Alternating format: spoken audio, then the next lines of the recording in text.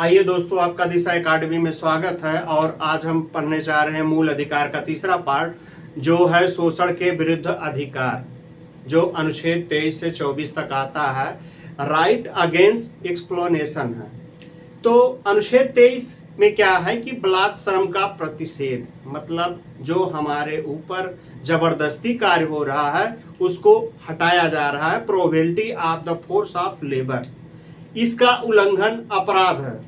यह न्यायालय द्वारा समय समय पर नियम बनाए जाते हैं। जैसे है कि दास प्रथा का अंत। तो दास प्रथा आज से नहीं है, सदियों से चली आ रही है। और यह दास प्रथा का सबसे ज्यादा प्रचलन हमारे मुगल वंशों में था। वहां दासों को पकड़ा जाता था और क्रय विक्रय किया जाता था। उनके जितने भी शासक थे, चाहे मोहम्मद गोरी हो चाहे तुगलक हो, ये सभी जो थे ये क्रय विक्रय करके बनाए गए थे।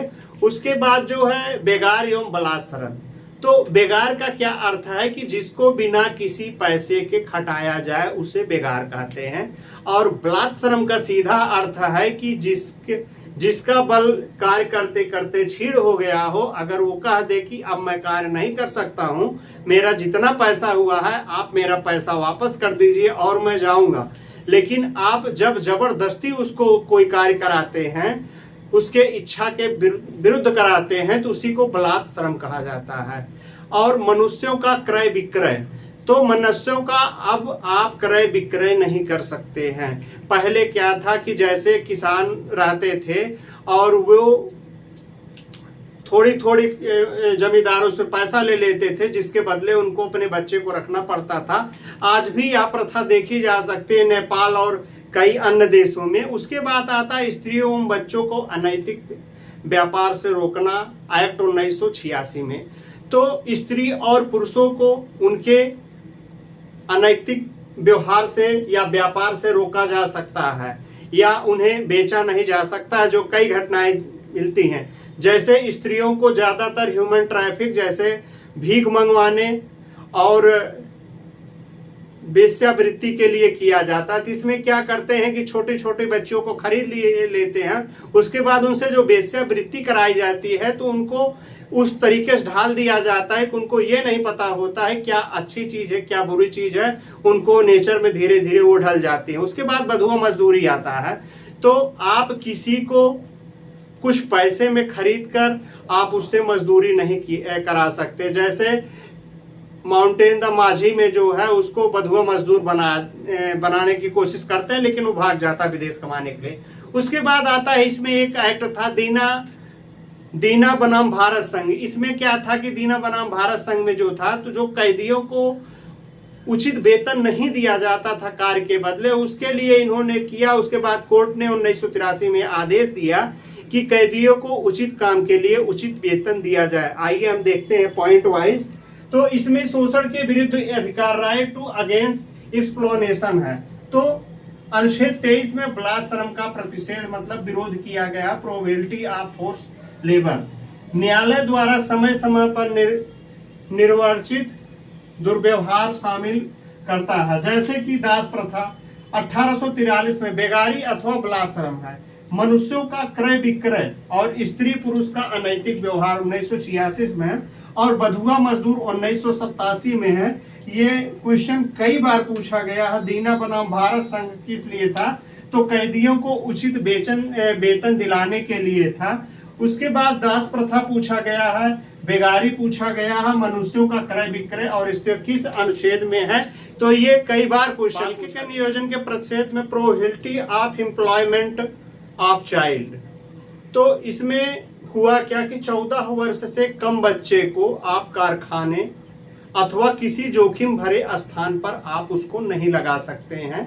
और उसके बाद पहले होता क्या था कि जो बच्चे होते थे उनको ज्यादातर कारखाने जैसे कपड़ा फैक्ट्री हुआ या अन्य उद्योगों में लगाया जाता था, और ये सस्ते में मिल भी जाते थे, जिससे फायदा ये होता था कि उनको अधिक फायदा होता था, कम वेतन देकर अधिक उपयोग करते। लेकिन 10 अक्टूबर 2006 को केंद्र सरकार ने घरों और होटलों में इनके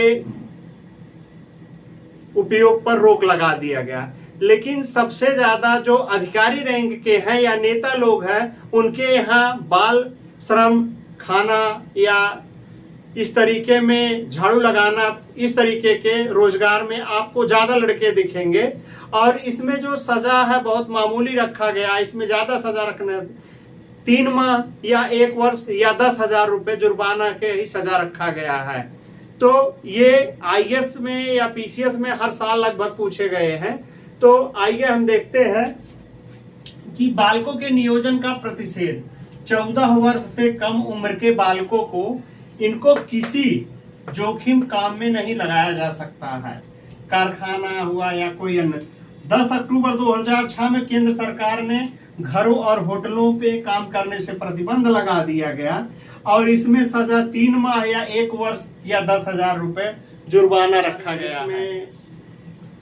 आवश्यकता होगी कि आपातकाल के समय की हमको फ्री में मजदूरी करवाना है या रोजगार लेना है तो सरकार करवा सकती है, उसमें कोई स्वतंत्रता नहीं आएगी, क्योंकि 20-21 के अलावा सभी शून्य हो जाते हैं। तो जैसे अभी कोरोना हुआ था तो किसी मेडिकल ऑफिसर को छुट्टी नहीं मिल सकती थी, तो उसमें ऐसी और लोग कितने लोगों को वेतन भी काटा गया, तो इसमें लोग विरोध नहीं कर सकते हैं, ये अपवाद है। उसके बाद हम देखते हैं कि धर्म की स्वतंत्रता का अधिकार दिया गया हमारे संविधान में। Right to freedom of religion. तो इस रिलीजन में अनुच्छेद 25 से लेकर 28 तक का बात किया गया है। विचार, अभिव्यक्ति, विश्वास, धर्म और उपासना की स्वतंत्रता प्राप्त करने का संकल्प इसमें व्यक्त किया गया है। तो अनुच्छेद 25 क्या कहता है कि अंतःकरण आदि की स्वतंत्रता। अंतःकरण आदि की स्वतंत्रता, फ्रीडम ऑफ कॉन्शियंस। तो इसमें क्या है कि अंतःकरण की स्वतंत्रता में क्या है कि अपने आराध्य से जुड़ने की स्वतंत्रता और उन्हें मानने की स्वतंत्रता। जैसे आराध्य देव आपके शंकर हैं तो उनसे आप साक्षात जुड़िए और उनका आप पूजा पाठ करिए, आपका कोई विरोध नहीं कर सकता है। उसके बाद धर्म को मानने की स्वतंत्रता। आप जिस धर्म में हैं उस धर्म को मानिए, लोगों के साथ चर्चा करिए उसमें और प्रचार प्रसार कीजिए, तो उसमें किसी तरीके से कोई दिक्कत नहीं है। आस्था एवं विश्वास, अपने धर्म से जुड़कर कर्मकांड करने का, जैसे काली जी को कहते हैं कि बकरा चढ़ाया जाता है और उसके बाद शहीद बाबा को अंडा चढ़ाया जाता है या हनुमान जी को लड्डू चढ़ाया जाता है। तो ये अपनी मानने वाली बात है, अपनी आस्था में विश्वास रखने की बात है। आप अपने आस्था के विश्वास में आप कुछ करिए, लेकिन ऐसा कुछ मत कर दीजिए कि जिससे संविधान में दिक्कत आपको पैदा कर दे। जैसे पहले क्या होता था, मानव बल दिया जाता है जो आज के रूप में रोक है। उसके बाद धर्म के प्रचार की व्यवस्था। तो आप किसी धर्म का जो आप मानते हैं प्रचार प्रसार खूब करिए, लेकिन किसी को प्रलोभन देकर उस धर्म परिवर्तन मत कराइए। जैसे इस समय मुस्लिम या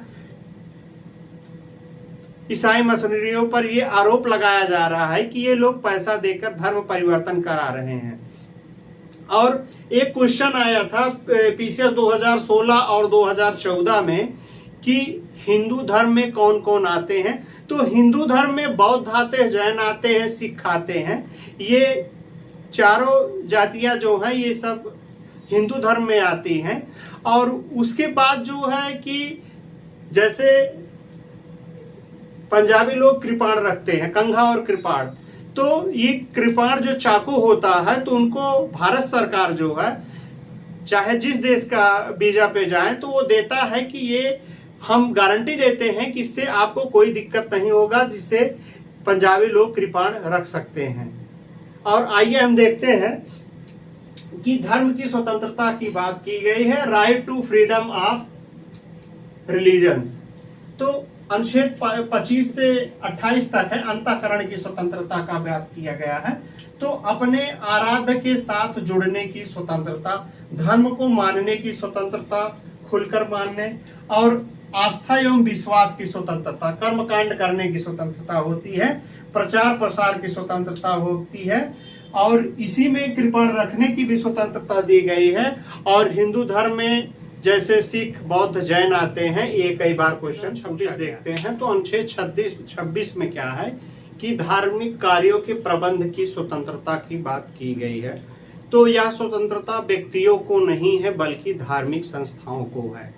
और इसमें धार्मिक संस्थाओं को की स्थापना, तो जैसे आप कोई भी धर्म हो या कोई ट्रस्ट हो, उसकी स्थापना आप सुचारू रूप से कर सकते हैं। जिस तरीके से हमारे देश में पहले मुस्लिम आए तो उन्होंने धीरे धीरे स्थापना किया, कई मंदिरों को गिराकर उसके ऊपर मज़ारों या मस्जिदों का निर्माण किया। उसके बाद अंग्रेज आए, कई चर्चों का निर्माण किया। इस तरीके से हमारी संविधान जो है उनको धार्मिक संस्थाओं की स्थापना की इजाज़त देता है। और धार्मिक विषयों पर कार्यों के प्रबंध, और इस पे आप कार्य करिए, प्रचार प्रसार करिए, इस पे सरकार रोक नहीं लगाएगी। जंगम एवं स्थापत्य के अर्जन एवं स्वामित्व, तो कोई आप पैसा इकट्ठा कर रहे हैं, चंदा ले रहे हैं, तो आप उसको अर्जित करिए और संस्था के नाम पर आप इकट्ठा करिए, उसमें सरकार हिल्ला हवाली नहीं करेगी। जगह एवं स्थान संपत्ति के अनुसार, जैसे जगह और संपत्ति जो है उसमें अगर कोई भी आदमी स्वेच्छा से दान करता है तो उस पर कोई विरोध नहीं करेगा। इस तरीके से एक लॉ आया था जो मुस्लिम धर्मगुरुओं या संस्थाओं को प्राप्त था। जिस जमीन पर वो अपना अधिकार जता देते थे तो उस पर सुप्रीम कोर्ट या कहीं भी केस नहीं लिखा जाता था, चाहे वो स्वयं जमीन उसकी हो या ना हो। जे केरल में ऐसे कई जगहों पे हुआ कि पूरा का पूरा गांव उन्होंने कहा ये हमारा है, लास्ट में उन हिंदुओं को मुस्लिम धर्म लेना पड़ा जिससे कि वो जमीन उनको प्राप्त करने के लिए, अन्यथा उनको भगा दिया जाता। उसके बाद आता है सरकारी विद्यालयों में धार्मिक कार्यों के प्रबंध की व्यवस्था नहीं की गई है। जैसे कोई भी सरकारी विद्यालय, उसमें किसी भी धार्मिक शिक्षा नहीं दी जा सकती है। जैसे आपका तमाम विद्यालय हैं उसमें आपकी कोई धार्मिक शिक्षा नहीं दी जा सकती है, और जो उसी के लिए ही खोले गए हैं उसमें धार्मिक शिक्षा दी जा सकती है, इसमें कोई रोक टोक नहीं है। अनुच्छेद 27 कहता है कि धार्मिक अभिवृद्धि हेतु कर मुक्ति, मतलब कोई भी संपत्ति जो है अगर उस संस्था द्वारा अर्जित की गई है तो भारत सरकार उस पर कोई कर नहीं ले सकती है, भारत सरकार ने उस पर छोड़ दिया है। उसके बाद आता है शिक्षण संस्थाओं के बारे में स्वतंत्रता। तो शिक्षण संस्थाओं के बारे में स्वतंत्रता ये की गई है कि कोई भी पोषित विद्यालय वह धार्मिक शिक्षा दे सकती है और उस पर सरकार भेदभाव नहीं करेगी कि हम इसमें पोषित नहीं करेंगे। इस तरीके से हम देखते हैं कि अनुच्छेद 26 है धार्मिक कार्यों के प्रबंध की स्वतंत्रता। यह व्यक्ति को बल्कि धार्मिक संस्थाओं को दिया गया है, यह व्यक्ति को नहीं बल्कि धार्मिक संस्थाओं को दिया गया है। और उसके धार्मिक संस्थाओं की स्थापना एवं कार्य का प्रबंध किया गया है। संपत्ति के अर्जन एवं स्वामित्व का अधिकार उनको दिया गया है। सरकारी विद्यालय में धार्मिक शिक्षा नहीं दी जा सकती है। उसके बाद अनुच्छेद 27 में धार्मिक चंदे पर कर नहीं लेगी सरकार। और 28 का आता है शिक्षण संस्थाओं के बारे में स्वतंत्रता की बात जा रहे हैं। संस्कृत एवं शिक्षा का अधिकार, तो अनुच्छेद 29 और 30 में है कल्चरल एंड एजुकेशनल राइट्स है। इसमें है कि अनुच्छेद 29 में अल्पसंख्यक वर्गों के हितों का संरक्षण की बात कही गई है। तो इसमें कहा गया है कि भारत के प्रत्येक नागरिक को जिसकी अपनी विशेष भाषा एवं लिपि एवं संस्कृत हो, उसे अपनी भाषा को बनाए रखने के लिए शिक्षण संस्थान में उसे रखने का अधिकार दिया गया है। शिक्षण संस्थानों में आप प्रवेश के लिए अन्य धर्म या जाति या भाषा के आधार पर किसी को आप रोक नहीं सकते हैं। इस तरीके से हम देखते हैं कि संस्कृत एवं शिक्षा के अधिकार में अनुच्छेद 29 से 30 है। और 29 देखते हैं कि अल्पसंख्यक वर्गों के हितों के संरक्षण के बारे में बात कही गई है। भारत के प्रत्येक नागरिक को किसी भी अपनी विशेष भाषा एवं लिपि संस्कृत उसे बनाए रखने का अधिकार है। शिक्षण संस्थानों में प्रवेश धर्म, मूलवंश, जाति, संस्थान के आधार पर उसे आप रोक नहीं सकते। शिक्षा में हम देख रहे जा रहे हैं 30वां अनुच्छेद, तो शिक्षण संस्थाओं की स्थापना जो हुई करने का अधिकार भारत सरकार ने दिया गया है। या क्वेश्चन 94, 95, 2009, 2013 में पीछे से पूछा गया क्वेश्चन है। तो भाषा लिपि संस्कृत को संरक्षित करने का अधिकार दिया गया है। तो अनुच्छेद 30 का एक कहता है कि किसी शिक्षण संस्थान के स्थापना करने का भारत सरकार ने अधिकार दिया हुआ है, और इस धार्मिक विद्यालय में धर्म, भाषा एवं प्रचार की उनको पूर्ण अनुमति होगी, और अपने धर्म को बनाए रखने के लिए सभी कर्मकांड करने का उनको पूरा अधिकार होगा। लेकिन इसमें राज्य शिक्षण संस्थाओं में सहायता देने पर सरकार कोई भेदभाव नहीं करेगी, और किसी धार्मिक एवं अल्पसंख्यक मान्यता प्राप्त विद्यालय में जो अल्पसंख्यक विद्यालय खुले हैं वो अपने लोगों के लिए 50% से ज़्यादा सीटें आरक्षित नहीं कर सकते हैं, और किसी भी अन्य जाति धर्म के बच्चे को वो दाखिला लेने से नहीं रोक सकते हैं। और इसके अलावा भी किसी बच्चे का उसमें कोई धार्मिक कार्य हो रहा है, उस बच्चे या उसके माता पिता के बिना अनुमति से उस कार्यक्रम में उस बच्चे को आप शामिल नहीं कर सकते हैं। तो इस तरीके से ये संस्कृत शिक्षा का अधिकार पूरा हुआ। तो ये अधिकार पूरा हुआ इस तरीके से हमारे एकेडमी, दिशा एकेडमी में आप लोग लाइक एवं सब्सक्राइब करें। जय हिंद, जय भारत।